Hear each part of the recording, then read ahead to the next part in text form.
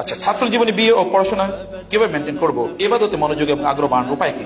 ছাত্র জীবনে বিয়ে করা ভালো তো, ছাত্র জীবনে বিয়ে করা কি ভালো।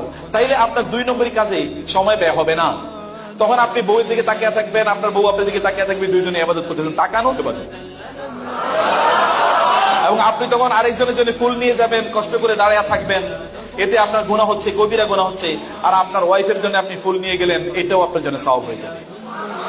তখন আপনার টাকা পয়সা নাই, মসজিদের টাকা পয়সা দেওয়ার মতো নাই, কিন্তু আপনার পকেটে 10 টাকা আছে, বউয়ের জন্য 10 টাকা দিয়ে চকলেট কিনে নিয়ে গেলেন, আল্লাহ তাআলা বললেন যাও, এটাও তোমাদের জন্য ইবাদত। অতএব দুইজন মিলে ইবাদত করবেন, গ্রো টুগেদার, একসাথে ইবাদত করবেন। বিয়ে মিয়া যৌবনে না করলে বুড়া বয়সে বিয়ে করবেন, তখন আপনার বিয়ে করা দরকার কি? তখন আপনার বিয়ে করা দরকার, already you are half dead, অর্ধমৃত।